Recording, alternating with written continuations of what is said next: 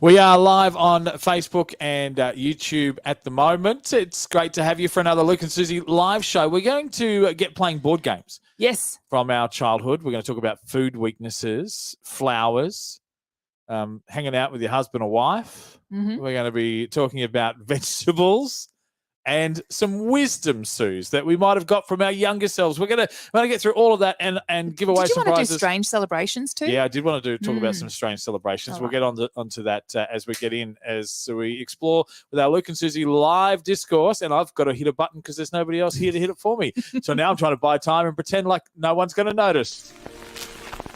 The Luke and Susie quotable in just moments, and it's talking about insanity.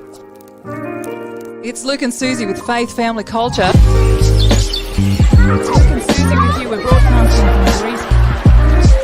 What's the wise words of someone from yesteryear? A question has come to the Luke and Susie discourse is about board games from our younger years, Suze, from our childhood. Did you play board games, and what was your favourite? And I remember as a kid playing the game of life. And I don't remember whether I liked it, but I remember just trying to have as many kids as I possibly could. I only played the game of life as an adult when my sister and her family came over for a New Year's one time, and we played board games right up till the New Year.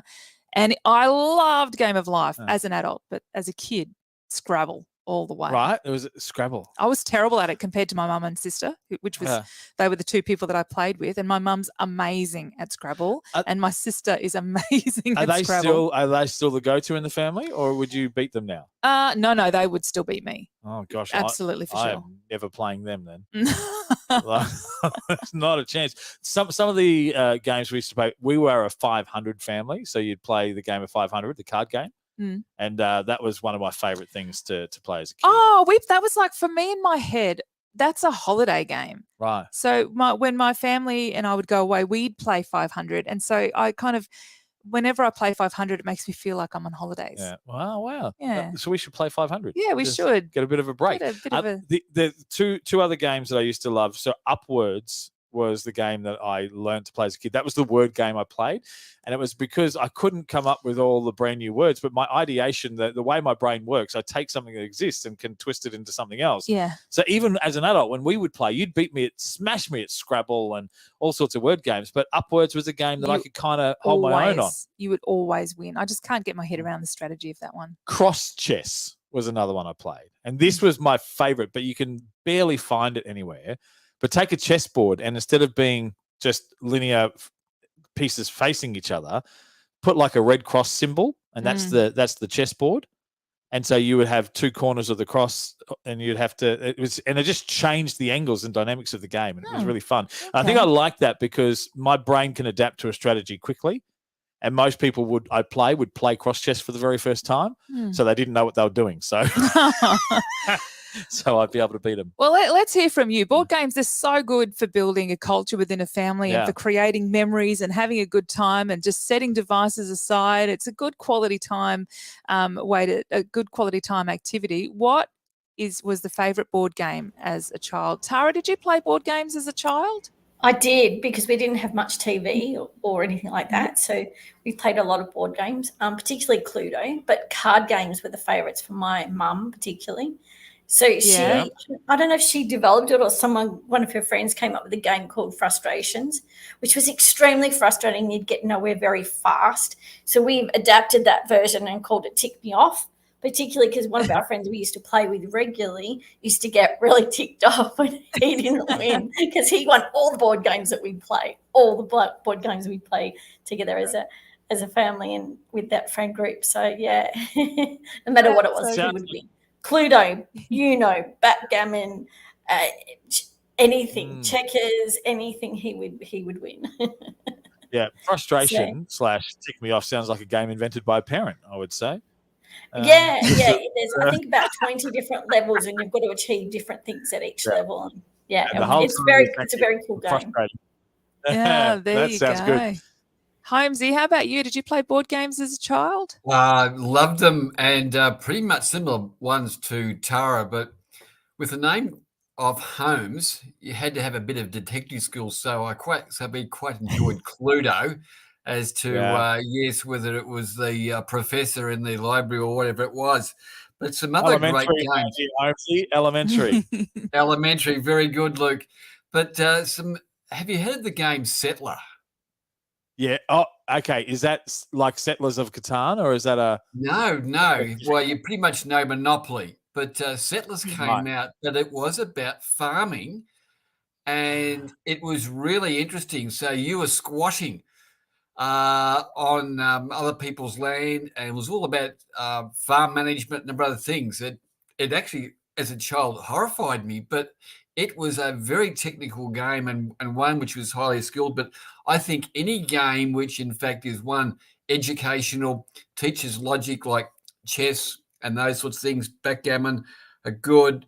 But look, you can't get away from Monopoly. That is a good game. But Tara mentioned, or somebody else mentioned the Game of Life. I think it was you, Luke, Game of Life. Yeah. And our daughter, Amy, she loves that, and I really enjoyed that game with her. So I think any game which is educational and you can have some fun with it just gets the thumbs up. Yeah, nice. Yeah, so look, I didn't mean to be so derogatory in my tone towards Monopoly, but Suze, the game's good, but you and I just can't play. We can't play together. We end up in a fight. It's just safest not brutal. to. Pierre, did you play board games as a child? I did, actually. One of our neighbours used to play Monopoly all the time with them, and as I got older, kind of Monopoly stuck as one of my favourites. Me and my wife, we've got an extensive board game collection. We've got Game of Life, about 3 different versions of Monopoly, a game called Talisman, 2 different versions of that, 3 different versions of Uno. It's just, I've always had a good, been a good fan of a good board game, and something I played a lot as a kid as well was chess as well. So good strategy games I'm fairly good at. Yeah, very good. And our kids have got into Settlers of Catan is one of their favourites at the moment. And Risk, they tend to like to get into Risk, although we don't always have time to play these games. They're big. Got to really dedicate time to it. One more. Let's ask Cooper. How are you? Hey, guys. How you going? Yeah, good, man. Were you into board games as a child? Yeah, absolutely. There was 5 of us at home, and I think we pretty much played all the ones that everybody's talked about, probably except for Settler. I hadn't heard of that either. But Risk was probably the biggest one because the dad and brother and that were very competitive. So it was always we had to make time for it, and if somebody didn't win, we had our own different favourite colours as well, with the black and the blue, and depending on who you were and which country you wanted to conquer, and definitely. The thing I liked about Risk is that while there's one big game that you're trying to achieve, there's lots of little battles along the way, and there's it's the roll of the dice, and there's this constant kind of, am I going to get up? Am I not? And it was no greater feeling than, if you don't know the game, I'll try and do it in a way that makes sense. But you've got a minimal amount of troops up against a really large army. And when you keep taking out the large army because you win these battles with the roll of dice, there is no greater feeling than bringing down a juggernaut. No, it's good. Definitely. Agreed. That's good. Well, sorry, we lost you there, Coop. Sorry, what was that? You're right. Just the same with the cards as well, card games, even as well. And definitely Monopoly. I think everybody knows Monopoly. It's definitely a favorite. Not everybody plays in a healthy way. The game Monopoly. And it's been a while since we've done it. But maybe we should at some point get back on that horse, Suze. Yeah, okay. And create some. It turns. It's the negotiation phase that's the biggest issue, Cooper.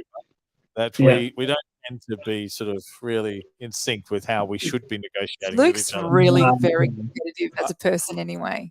Yes. But what happens on the board has got to stay on the board, right? You can't, get angry at somebody and then walk off in the huffs. That's true. You've not seen our family play Monopoly at all. It is like you are playing for cattle stations. Hey, thank you so much for your thoughts there, Cooper. And let's, Suze, let's have a look at one of the questions that's come through from Chris. Okay. It asks, what is your junk food weakness, and do you often secretly indulge? Like I would say, if I have a present junk food weakness, then without even having to think about it, yeah, probably I do secretly indulge. Okay. But I don't always, like I have moments. I go through phases and it changes all the time. Mhm. Like I would not say it's chocolate or it's chips or it's a particular flavor or it could be anything. But when I have that moment of weakness for that particular food and that hankering for it, then it could be weeks, 5-6 weeks of that's just everything my body and brain wants, and then I struggle not to secretly indulge. Yeah, okay. So it changes. I've gone through phases like peanut butter sandwiches was my weakness, that I couldn't stop in midnight. I'd get up and make peanut butter sandwiches, and I just couldn't help myself. And then other times it's been things like, a certain type of chocolate or a flavor of chips and Samboy barbecues. Oh, I like them. And I do occasionally secretly indulge with them, even when I'm on a diet, and go, if I see a small packet, not the big ones because it's too much, but if I see a small packet, I go, well, I can do that. It won't damage my calories and I can feel like I'm giving in. Do you have a secret food indulgence? I mean, I've got lots of food weaknesses. I like food a lot, but the one I'm most likely to secretly indulge, as in not, you don't see me eating it, is dark chocolate. That's the one I'm most likely to buy 2 blocks, but you'll only ever see one. So really, that's because I've always considered dark chocolate the insufficient, undesirable substitute for what you really want to eat. Oh, okay. It's always been I'll eat dark chocolate because they reckon it's a bit better for you than all the sugar-filled cream milk chocolate. That I've never really eaten dark chocolate because I went, that's my choice. It's because it's there and available. Okay. I'm kind of allowed to have it. So that's interesting, but that's okay. That's your taste. So let's get into, is there any particular food weakness you have, and do you secretly indulge? Russell, do you have a food weakness that you indulge secretly? Ooh. Okay. Start of this year, I gave up donuts, iced donuts, as a matter of fact, because I realized there was a tablespoon of sugar in the icing on top. Then I had to give up the Jiffy Donuts, the ones with the jam inside, because it's the same story. But I still like to indulge at least twice a month hot cooked chips. The Greek guy down the street, him and his family do a wonderful job. I drive past and it's like it sticks up my nose and pulls me around and I have to pull over and buy them. It is really, really yummy. And had a Vegemite sandwich, I would put them in between it. So, and I tell myself they're healthy because they're freshly cooked. Freshly cooked. Much better calories, and the negative don't count. But I like that it's like they stick up my nose. Yeah, it's like the cartoons where they follow the smell around the block. Yeah. Tara, what about you? Is there a food weakness, and do you secretly indulge? No, I'm not a big indulger of food. But if I really need a bit of a lift, I'll go for the chocolate. The good old chocolate is always reliable. It doesn't fail. But if junk food, and we've just moved recently to the ACT, so there's not as much variety as in Victoria, certainly not as in Metro Melbourne. But I love a good Thai food, a good traditional Thai food, or even better, good traditional Lebanese. Oh, okay. There we go. So is there a particular dish or just all of the cuisine? No, particularly like the falafels and there's a couple of bean dishes and then more vegetarian types of things. Yeah. The way they do snapper is really nice. I'm not a big fish eater, but I do like the way they do snapper. So those kinds of things are probably the main things. Okay, so Pierre, is there a food weakness, and do you secretly indulge? Not secretly indulge, but definitely pizza. It's whenever takeout is on the option, pizza is usually the first one to come up. Okay, and what type of pizza? Well, it depends on what they have on at the time. But I know Domino's have lately been bringing different flavors in, like the chicken tikka one. Then there's, a garlic chicken bacon, double bacon cheeseburger, which doesn't sound like it should be good, but it's one of my favorites. Yeah. You're starting to sound like, and I can see your face light up as you're describing all the different types of pizzas. You're sounding like Bubba from Forrest. I'm mentally busy eating them. Have you gone through the whole menu? Have you tried every pizza that they have available? At one time or another, probably. Yeah. I do like when you go to a new non-branded pizza place and then they've got a whole menu full of different types of pizzas and you go, I can guarantee you've not had one of those before. Yeah. I like that. I like a bit One of of variety. the places in the ACT is called Mills and Grills, and they've got these very different pizzas. They've got like a spaghetti bolognese pizza, and you're like, how? But it is just something else entirely. It's very clear we've taken Pierre to his happy place. Yeah, very much so. you and our 10-year-old. I'll agree to that. Yeah, Roy and our 10-year-old, he's the pizza man. It doesn't matter That's right. where we are. We could go. If a Thai place did pizza, he would have pizza. If a Indian place did pizza, he'd have pizza. If a pizza place didn't do pizza, he'd be devastated. I think most people would. Yeah. All right, let's go with Cooper. Is there a food weakness you have? Probably Haagen-Dazs ice cream. Oh, I'm just holding it up. Yeah, that's it. That's a dark chocolate one though, so I'm probably pretty much the same. I like dark chocolate. A bit of a weakness for that. I generally try to be clear of it, but it's but actually probably spice as well. I spent 4.5 years in Sichuan province in China, that's probably on par, I guess, for a savoury. Yeah, a bit of spice in there, absolutely spicy. They eat 3 meals a day. What were you doing over there, can I ask? I did a bachelor's degree in Chinese language and literature. Yeah. Wow.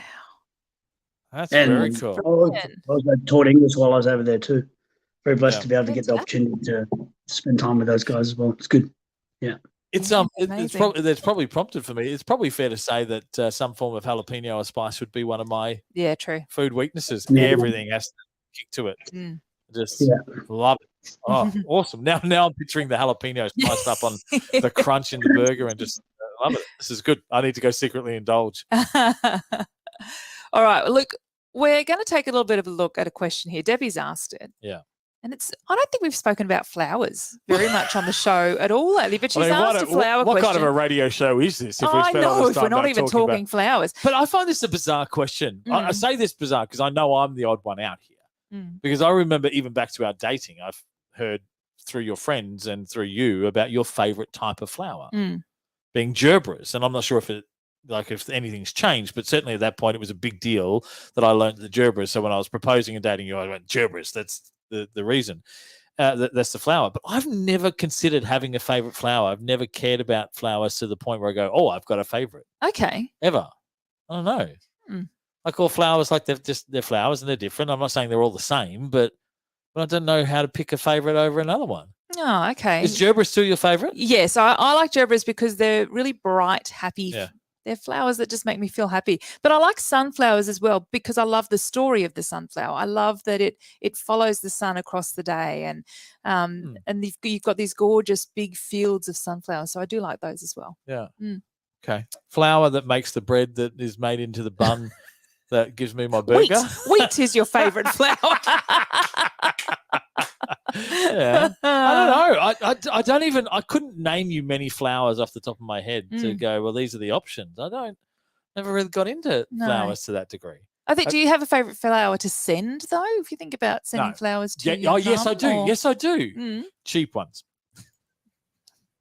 What's the cheapest bunch you have without looking cheap is a question I have asked to the florist. Oh my goodness. Himesy, do you have a favourite flower? I think Luke's on the money there with the cheap, nasty ones. No, only joking, Luke. I never said nasty. No, no. Look, you've got to go and lash out. You know, sometimes it's just romantic to actually draw a picture of a flower and to give to your Susie. Aww. I think it comes from the heart. But here in Bendigo, the greater part of Bendigo is Eagle Hawk, and annually they have a day festival. And can they grow dahlias here in central Victoria? Absolutely blooming good. Now, the other one is, of course, people into roses and those sorts of things. My wife has a wonderful rose garden. And probably one of my favourite flowers would have to be an orchid. However, Luke, the winner for me is a fuchsia. They do grow wild, and they were popping up around our garden, particularly last year around the finals.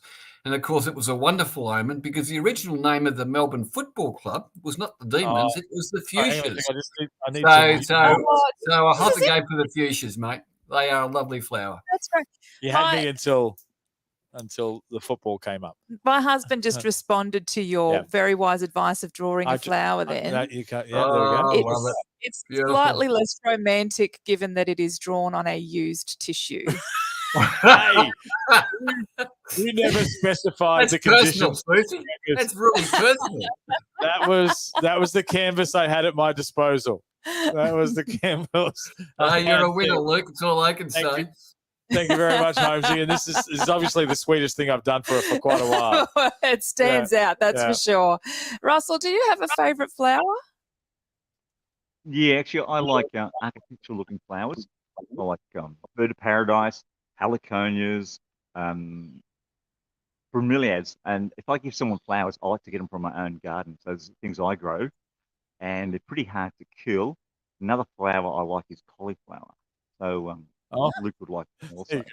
Yeah, thanks very much. I need to go back. What type of flowers? What was the category? Did you say architectural type? Yeah, architectural-looking plants. They're not sort of like fluffy little, weak little flowers. They're strong. You can look at them in their own way. They sort of have a strength of presence about the thing. So if you could a bird of paradise plant, it just sits there all by itself and it looks good. So you can put it in a vase or whatever you want. But if it gets a bad storm that hits it, it doesn't fall apart and it still looks good tomorrow. Whereas you go out to look at some roses and they're usually on the ground. So they're really good. I like them. And same with bromeliads. They come out with flower spikes that look majestic. But then if someone goes to pinch one, they've usually got little prickles on them like a pineapple.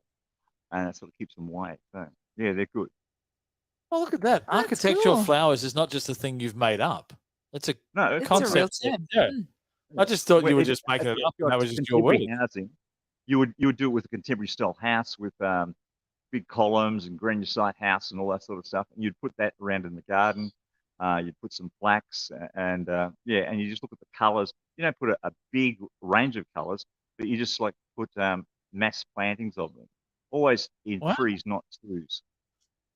Was it? Oh my gosh, you're into this. You know what you're talking about, Russell. That's really impressive. I'm clearly the odd one out here. Yeah. Tara, do you have a favourite type of flower?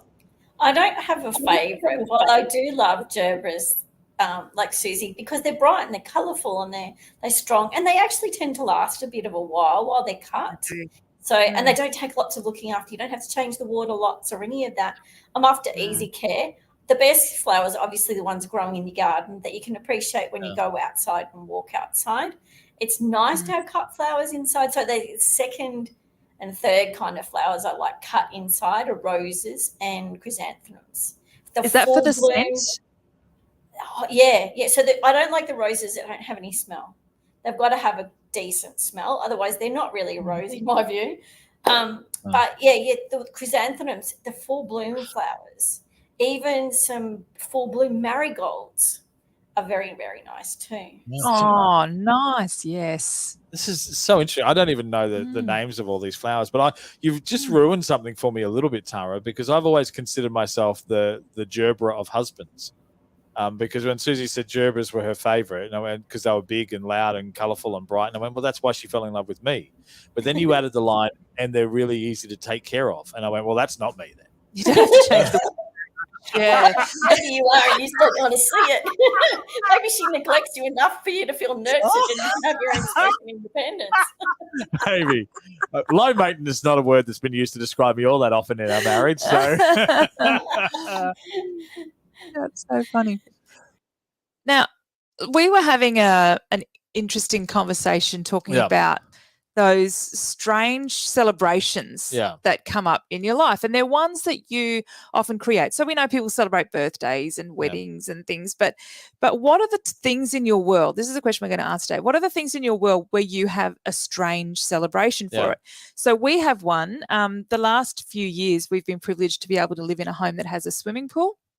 And when the last day of school happens, we have a celebration where all the boys jump into the swimming pool in their school uniform. Shoes on, socks on, uniform on. Last day of school of the year. That's how we celebrate. They jump in the pool. Summer's here. And it's not just a thing that just gets done. It's the thing that they look forward to. Yeah. The most exciting time for them is the last school day of the year so that they can jump in the pool in their clothes. Yeah.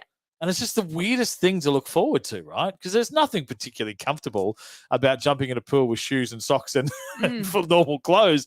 But it's just the fun of kind of like, we're done. It's this big, it marks the moment of all the hard work for the year is sorted. So it was a great tradition that you started. And in line with this expert who talks about all these things about the workplace and how we don't celebrate these things enough. I had some friends and they actually contributed on our wedding day to our reception and they were seen as quite unusual because as their children came of age, and I'm just speaking to the adults here to between the lines without having to over describe what I mean when they physically come of age, girls particularly, yes, they would have a party to celebrate the first time that change happened. And they would actually invite people over and they would have a public celebration. And most people thought that was the weirdest thing. And I can't wrap my head around. But what their method was, we want to celebrate this because we want to normalize it. This isn't this weird thing that you have to feel uncomfortable, embarrassed about. This is actually a celebration of, you're growing up and maturing, and what a great milestone you've hit in your life. And so they wanted to normalize it a little bit, and that's what they did. And I thought it was a kind of, even if I didn't wrap my head around it, I thought that was a really cool reason to do something different. Yeah. So strange celebrations. Is there something that you celebrate that other people might find the method or what you're celebrating a little bit unusual? We want to explore and see if we can find some other odd celebrations. Absolutely do. Cooper, do you have any strange things that you celebrate or have celebrated in your life? Put me on the spot there. I guess I was trying to think about it, but I can't really say that I do. I mean, living in China, I guess part of their culture, some of the things that I guess I participated in over there might be different to here. I don't know about strange. I definitely can't top Luke's one, that's for sure. That's a bit of a weird one, that one. Never heard of that one, actually. But, don't refer to it as Luke's one. I appreciate it, but I didn't do it. All right, Tara, do you have any unusual celebrations or methods of celebrating? No, not unusual. At the last day of each term when we lived in Melbourne, as particularly in the warmer months, we would go to the ice cream shop and get an ice cream for the kids as a celebration of the last day of term. But that wasn't the only time we went to the ice cream shop because it was just around the corner from the school. But it was, a given that it would be the last day of term. But there's so many things in life I don't think we celebrate enough. We don't celebrate ourselves, our growth, our personal accomplishments, the small things we accomplish in life, getting over a fear, kids just, learning to ride a bike. There's so many things that we just take for granted that I think we really need to celebrate more. Even in family discussions, we went through a period of, what was the best thing in your day? Until the kids told me they've had enough of that. Every day they couldn't think of something new. Nothing was good. It was just school. Just those kinds of things. Having something that you can be grateful for every day and celebrate and discuss as a family about why they're grateful for it, I think makes a big difference. I think it helps kids to be positive. And not just kids, because when you were talking, I just remembered about there's moments when in radio behind the scenes when big events happen and we've got to record a whole lot of things. You can sit in the studio and you've got so much to do, and it becomes really mundane and tiresome to sit and record one spot after another. And so what we did was we created a checklist in the spreadsheet, and then we had a certain color coding that happened when we clicked yes and done. And so it would turn green when it was completed. And it became our celebration the moment we got one more done. So we had one, like if we had 100 things to record, we'd have 100 columns there. And then we would fight over who gets to type in yes to make it go green. And we just see the progress. And it was just these little micro steps of celebrating every little bit of the achievement.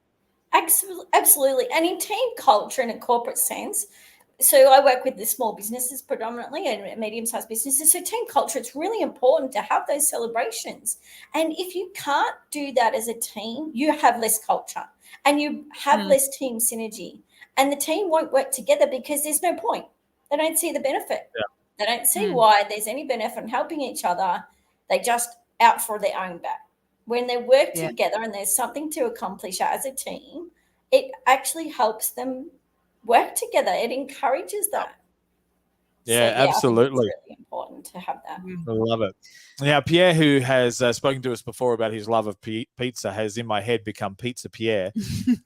Pizza Pierre, do you have any unusual celebrations? We know how you would celebrate with pizza, obviously. That's how we celebrate that it's Friday.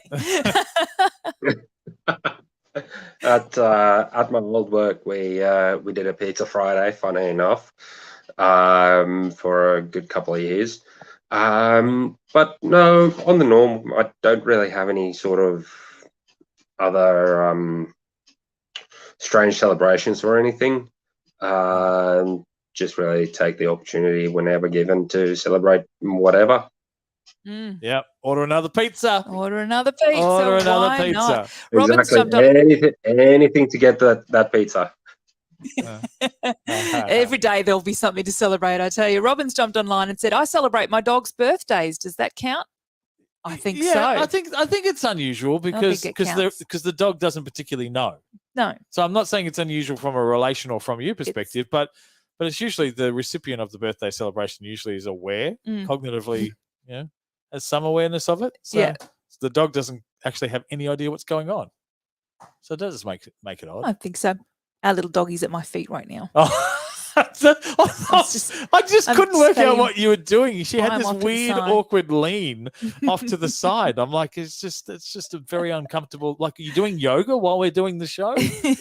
Leaning to pat the dog because you went, my dog, it's his birthday. Not now, but at some point. So let's get to a question from Jessica's come into the show, Suze, about activities that you like to do at home with your husband or wife. And Suze, I think we have one of the strangest ones where we realized we did this thing together and it was just so fun and we so enjoyed it. And most people think we're bonkers for it. But it was when we did our taxes. Yeah. Our money management. And we sat for a few hours just trawling through financial records and getting things sorted ready for a tax return. We had the best time together. Yeah. It was bizarre. It was like the best date we've ever had. Oh, yeah, we're party people when it comes to the fun stuff like taxes. People go, you guys must be the life of the party. I went, we're the life of the tax party. Well, it was funny because my answer was going to be I like cleaning with my husband because I feel like it means we've achieved something together. Does the husband also have to agree to this? No, you don't have to agree that it's your favourite thing to do, but it's something I like to do where I'm not the only one responsible for it and you join in and we've got this great before and after experience together. Yeah. I like, it's not so much that I like specifically just watching TV shows with you. I like it when it's a sort of show that has us talking about it specifically between episodes and discussing storyline. And I love that part of the conversation. We were watching a show recently where I'm making predictions about where the twist is going to be at the end of the season. I'm going, there's no way. I'm analyzing this and I've got this sorted. I've got this sussed. And man, so often I just sit back and I go, yeah, I nailed it. I was all over it. I was wrong on this one. Yeah, completely wrong. But it was the fun banter between us where like I go, they haven't said it. You go, you sure they haven't said it? Well, they haven't said it. And us backwards and forwards. I enjoy that. I like playing games with you too. Yeah. You're fun to beat. Oh, thanks. Tara, what activities do you like to do? My husband and I don't watch TV much, but we'll make a point of watching a few of our favourite series at some evenings just before we go to bed. So, yeah, similar to what you were saying, Luke, about bantering about what's going to happen next. Sometimes just theorizing, or sometimes we just don't want to discuss. There's a few series that are pretty mundane but funny. You don't want to discuss. One of our favorites on that realm is Ghosts. But I love Ghosts. I like the that. UK or the American one. There's two. There's the American no, one and there's the American one. Haven't watched the UK one. But yeah, Secret City was one we loved discussing and bantering about who was really in on it, who was really the criminal and who was really the dodgy politician. And so we really loved that one. So yeah, that's probably our favorite thing. And occasionally cooking together. We don't often cook together because my husband's not really a very good cook. But when he does get in the kitchen, it's good to be able to cook together. I just need you to just hold there for a second because there's a bus about to travel past. I'll just make sure you get your timing right to throw your husband underneath it. He's not around, I can say that. He's downstairs in the office. Doesn't mean he won't hear about what was said on the radio. Oh, no, he won't care. He agrees he's not a good cook. But you can still enjoy doing the activity together. That's good. Yeah, exactly. Yeah. So often he's good at cooking schnitzel. So if I'm cooking a schnitzel, if he's cooking a schnitzel, I'll do the salad or things like that. So just even prepping together. Yeah. All right, let's talk about some fun with the partner, with the spouse. What's the activities that you love to do, Holmesy? Well, as a chartered accountant or ex-chartered accountant, Luke, I'm coming around to your place. It sounds fun, but it is good to get a little job done and those sorts of things. So, look, I think some of the things that have come up, like cleaning and those sorts of things, probably one of the most. Well, I just want to go back a second because one thing which I find in a marriage that, in fact, that often that we aren't always perfect, and so it's the art of groveling at times. And so I like to make up if I've made a mistake. And just earlier before we talked about the board games, and I said Settler. The game was actually Squatter, and just out of information, Squatter. Yeah. Oh, it's type like anyway. But just so I will apologise for that one, which in fact actually was Australia's most successful board game ever developed in Australia. So I thought I'd mention that one. But getting back, going for rides on the bike with Sue is often fun, and in enjoying those sorts of things. But any sort of activities which you're doing together, I think, is a fun thing. But one thing it is, which is a great humour to everybody who knows our family, is that in fact we still, even though we like doing things together, communication zip. So it's always a fun part. But thanks very much for sharing. We've got some stuff to talk about, Suze, because I just realised you've agreed with one thing and said another thing. That the thing you like doing with me is taxes and cleaning. That doesn't sound like a barrel of laughs. But I realise with you, it's not so much about what you enjoy, what the fun is, but you've got fun blockers. And fun blockers is when your brain is thinking about all the things that you should be doing. Yeah. And for you to have fun, you've got to get rid of the fun blockers. Yeah, that's true. I do. It's the cleaning and the tax and the things that are playing on your mind. Yeah. So the fun with you is just about get rid of those things that are causing you a freak out. And then everything's fun. Yeah.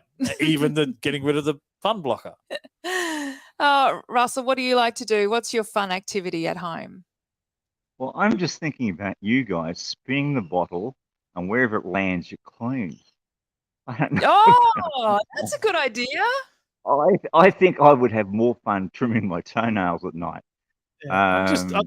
Well, thank you for that, Russell, that you've gone, oh, this is not fun at all, but let me throw something to make it more common for Luke to have to experience.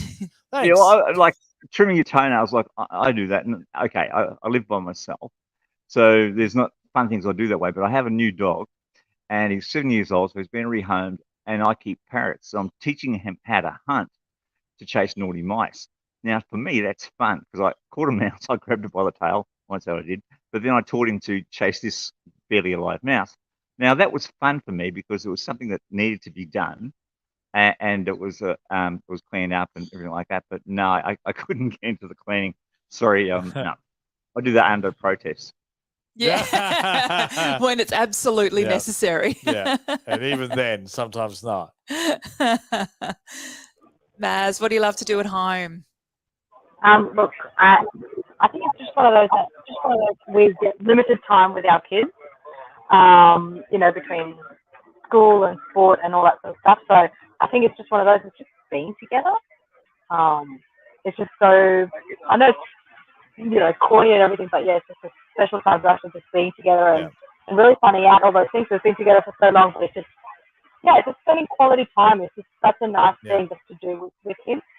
He tends to tinker under the car and that sort of thing. So when he's outside, I like to call it playing with the car, whereas he needs to do it.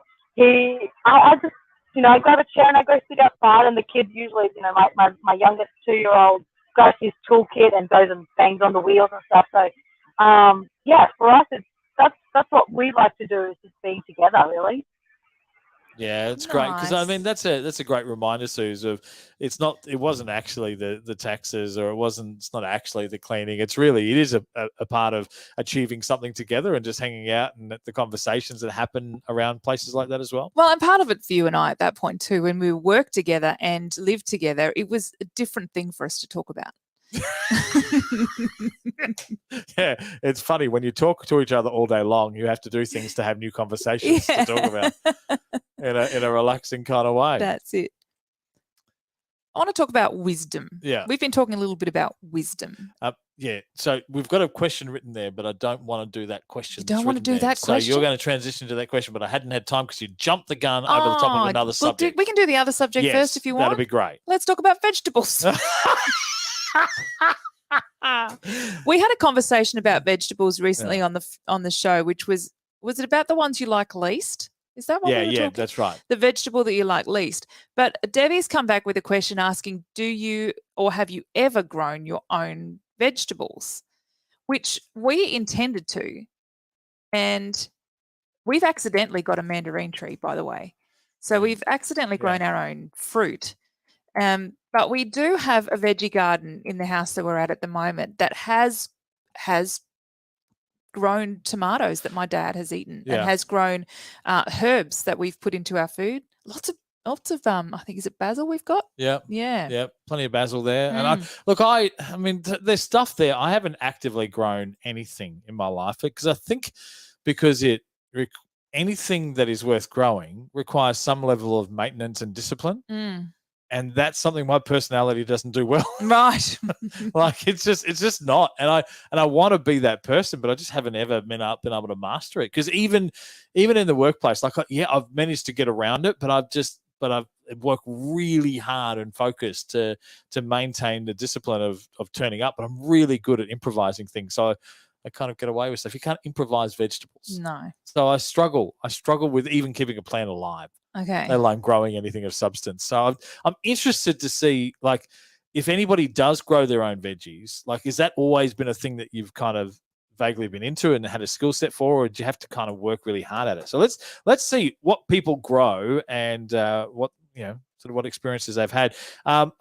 Pierre, have you grown your own veggies? Not yet. The house we were at had some fruit and herbs already planted there, which we enjoyed very much. But no, we certainly have some in preparation for the next season. Some tomatoes, zucchinis, eggplants. Yeah, nice. Yeah. Did you say? I remember we went to Bunnings to get all these seeds. And we went to get the zucchini seed, and there's 3 different types. And my wife's like, which one should we pick? So I just picked all 3. So we'll grow 3 different types of zucchini. And beautiful. See which you like best. And someone will say, are you a really big fan of zucchini? No, I'm indecisive. I imagine maybe one will grow better pretty much. than the other. Yeah. I have a suspicion, I'll Russell. be more the indecisive side. Yeah. Russell, I suspect you've grown some veggies in your time. Yes, I have actually bought a thing to grow some veggies in, but it's been way, way too wet where I live on New South Wales coast. But I have started growing trees. I've probably got more than 100 seedlings growing of bunya nuts. So they're going to be a giant bunya tree. It's going to grow probably 60 feet tall. What's that? 20 meters? Yeah, so minimum. Yeah, so I've got them growing, and then later on I'll sell them or something like that. But yeah, but they are a natural indigenous food. And from the bunya nuts, there's a big, huge amount in Joe's country in Kingaroy, Queensland, the Bunya Mountain. Yeah. I'm like going, how do I don't think I've heard about bunya nuts, but I know bunya. How do I know bunya? The Bunya Mountains, of course. Bunya Mountains, There yeah. you go. That'll Yeah, be they've it. got this big, giant, like a pine cone, but it's well, I don't know, it's big as a rock melon or a cantaloupe. So if you walk under the tree when they're growing and about ready to drop, make sure you wear your hard hat, or you could be instantly out on the ground. Unfortunately, yeah. Oh. So people take them off and put security thing around them, just so they don't get sued by the neighbours. Yeah. Of course, because that reminds me of the random stat of the people dying with a coconut falling on their head. Yeah. And so someone randomly said this to my nephew who's on the spectrum before he went on a school camp where they have coconut trees.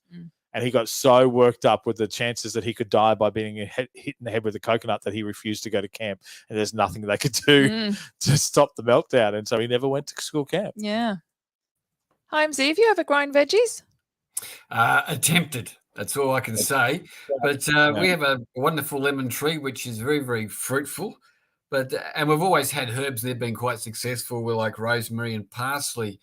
But last summer, or the one just gone, we thought, well, we'll start to grow a lot, and just wasn't very successful. So I said, read up and said, look, we need worms. So my wife went out, and so Susie came back with this worm farm. And I said, what is that for? So I had to dig this hole and put this worm farm in.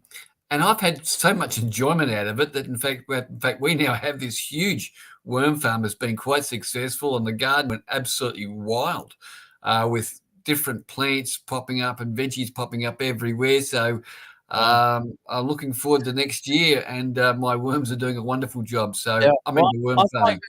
I find it strange, the concept of a worm farm, because they don't have any arms. How are they holding the watering can? I don't. Very good, Luke. Was it though? I'm here all week. I'm here all week, Holmesy. That was a pity laugh. I get it. Probably. Cooper, have you ever grown vegetables? We did once. I remember about 10 years ago when I was living with my housemates. A couple of mates there. We bought one of those, you know, like you get those boxes, like the garden bed type things, you're already pre-set up. Yeah, you go to Bunnings or you get them from one of those shops.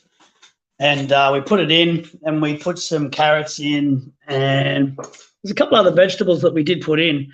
And as well, on the fence, we tried a tomato vine. Not really too much avail, it wasn't very successful. But we realised that when we took the garden bed away, that there was actually carrots growing, but we didn't dig far enough down. So what they did was they hit the bed underneath, and it was a sort of a rock bed, I suppose, and they grew into an L shape. So we pulled out all these L-shaped sort of carrots.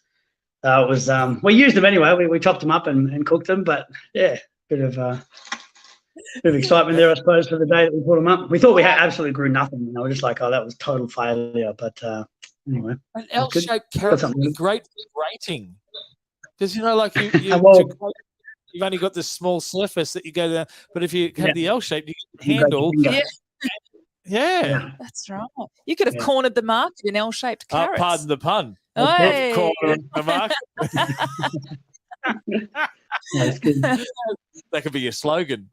We've cornered the market on L-shaped carrots. Like we've got something to work from here. Yeah, Keeper. we'll help you. We're here for you. Nailed. Nice. In business, we'll start tomorrow. All right, you got it. You got it. So we want to wrap things up talking about, we've got a bit of a theme going on about wisdom. And this isn't wisdom that we want to talk about with our younger self, as in what would we tell ourselves or what would we wish we knew. And we often have a conversation like that. But this is understanding the concept that some things, some wisdom only can come with age and experience. So what's some wisdom that you've acquired later on in life that that was only ever come with that experience with age and wisdom and the experience of it? Because I think about some of the stuff that I've learned over the time, and there was this one moment where I really cottoned on to the fact that not everybody is as into change as I am. And people, we'd had conversations and I'd heard this and people go, oh, change is horrible and hard. And I'm like, oh, no, it's not, because I really enjoyed change. But it wasn't until I was having a meeting with someone and we were changing their radio show. But for me, we were sitting down having this really exciting brainstorming session of the new show. And I thought it was going swimmingly well. For an hour and a half, we had all these great ideas and it was exciting and everyone was just going to be pumped to leave the room and go together. In the final 60 seconds, she just broke down and started sobbing. And I had not read that this was coming at all. And it was just this sudden realization that for me, what we were doing was so exciting because it was change, it was fresh, it was new. But for her, it was overwhelming because it was different and all the foundation, all the stability was gone. And while there was no problem with the idea, and it was the first time that experience had shown me that I have my filter of seeing the world through my way of thinking, and it is not the same as everybody else's filter. And I only the meltdown was big enough to kind of jolt me with that wisdom. I couldn't have got that wisdom and understanding in any other way than to have to go through the breakdown. Unfortunately for Fiona, my friend, she had to be the one to give me the lesson. Yeah. So is anything that with wisdom that could only come with age that you've I think understanding the value of other people's perspective. I think when you're trying to, particularly if you're trying to initiate an idea and initiate something new, getting more perspective on it used to be a frustration because I felt like people were just trying to block me or slow down the process, because I'm very much, once I get an idea, I just want to get in there and get off the ground and get started. But in recent years, with different roles that have, that there's a higher responsibility and a greater cost if things go wrong, I've realized the value in taking the time to gather and garner the opinions of people I respect in the area where we're looking at developing. And so it's really made me move that actually for things to go fast, they need to go slow. You need to take your time and get the wisdom of people around you. All right, we'll open this up. And as you're thinking about what is this wisdom that you only time and experience and age could give you, another one I thought of, Suze, is ideology is a wonderful thing to develop to the point of starting and then should be thrown out after that. And I think about parenting. It's great to have parenting ideology. The reality is, though, that sometimes the ideology doesn't live up to the circumstances that you're in. And then what happens is we judge ourselves based on the ideology, the plan we made when everything was perfect. And now everything's not perfect. We then judge ourselves and belittle ourselves for not living to the ideology. So it's a wonderful thing to give us a plan and something to do. But wisdom and experience show me sometimes we then hold too tightly to it. And actually, we've got to adjust and adapt and be okay with the fact that things aren't as we planned them. Parenting does that to you every day. It does. Maz, for you, what's something that you think age and experience has given you wisdom? I think definitely that hairstyle was not one of them. But I think we've all went through that phase at some stage. But I think it's one of those that just stopping and actually listening to the people before us that have already experienced that and actually seeing it from their point of view and actually listening to what they're really saying because they have a reason for it. And I think it's one of those that's really hard because we're so constantly seeing all these things in our lives that we forget that we need to just stop and listen and hear what other people are telling us. Not everything they're going to say is going to be the best, but there is some pockets of wisdom from those generations before us that really hit the mark on certain things. Yeah, you're right. That's good. You don't, because we always want to learn things the hard way, our own way. But you learn as you get older. It's too exhausting to do everything the hard way. I'd Sometimes much rather learn mistakes. But learn from me rather than having to make the same mistakes as wisdom our parents have always tried to give us, and now we're going to be wanting to give that to our kids. But we're stubborn as young people, aren't we? Absolutely, we are. Cooper, what's some wisdom that age has given you? Well, if it was my missus answering this question, she'd say, what are you talking about? I'm not old. She's like, I'm 21. I'm still 21. What are you talking about? I think,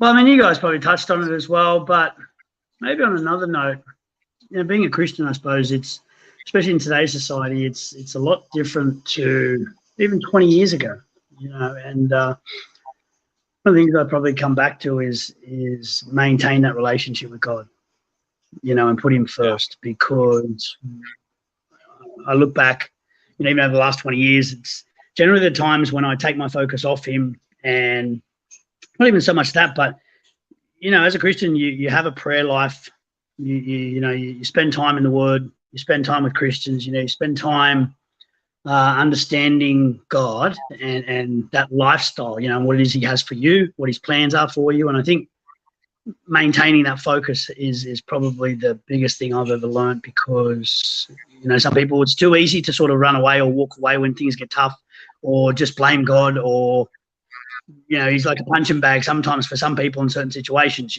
but I think we generally don't want to blame ourselves in certain situations as well. How come this happened, or why did we have to go through that? I think at those times, though, it's more he's withdrawing himself so you can push further into him, and that probably speaks volumes for me, and when I do, it's rewarding in the end, when you hold true to your faith, it's not being wavering, I guess. Yeah. It's brilliant. While you were talking, I just triggered with another one, Suze, which was sometimes we can go through life where we overlook little details and we never ask a question. And I thought about this because of the petrol logo on your car, on the dash. And it was only a few years ago that I learned there's a little arrow which tells you what side of the car the fuel tank is on. Yeah. And I never knew this. I've been driving for 20 years and I've been looking at that arrow and I'd never understood it was an arrow pointing me for something useful. And I think if only I stopped and looked at all the little bits on the dash and thought, why is that there? What's that trying to tell me? And if I'd asked a few more questions and paused just a little bit longer, maybe I wouldn't have got out of my car and parked it on the wrong Bowser on the wrong side and had to move or stretch the thing over. I could have just always known what side it was on. Yep, I get that. Russell, what's some wisdom that you think you've gained through age and experience? Yeah. Knowledge is like knowing a tomato is a fruit. Wisdom is knowing not to put it in the fruit salad. Life, we've always got crossroads that we come to. And I found that you never make a major decision when you're extremely high, happy, or whatever like that. And yes, I'll buy that new car, I'll buy that new house. But never also make a decision when you're extremely low. Oh, that's it, I'm going to sell all my shares and go into a panic mode. Try and keep level. But then the other flip side of it is when things do go wrong, which they will, what can you learn from it? You can always learn from every situation, even when people come into your life that, the guy at work who drives you nuts, someone else who doesn't do their job properly. But there are wisdoms that you can learn through it. And you can also say, Lord, show me, what are you trying to teach me? Because I used to ask God, give me the answer, give me the answer. And I've had to ask, what is the question? So actually, what should I be asking you about? Instead of me asking, like treating God like my Father Christmas. And that's, I think, only wisdom teaches you. Yeah, I nice. love it. Now, just to wrap things up too, we've got Tara who has written and says, this is something I uncovered in a book chapter in Wise Women Rise. It says, we are best to accept who we are, not necessarily take other people's views and experiences as our own. They are a different experience. So in listening to others' wisdom in accordance with our intuition. And she said, not taking things personally and just trusting your intuition a little bit, understanding you and how you navigate with the world. And I love it. I did love what Russell said. Knowledge is knowing that tomatoes are fruit. Wisdom is knowing not to put it in a fruit salad. So good. Amen. Preach it, Russell. So good. Preach it. And that's all we've got time for today. It is. We're so grateful to have had you with us, and we hope you have an amazing week. Stay safe. Can't wait to catch you next time. Bye. Bye.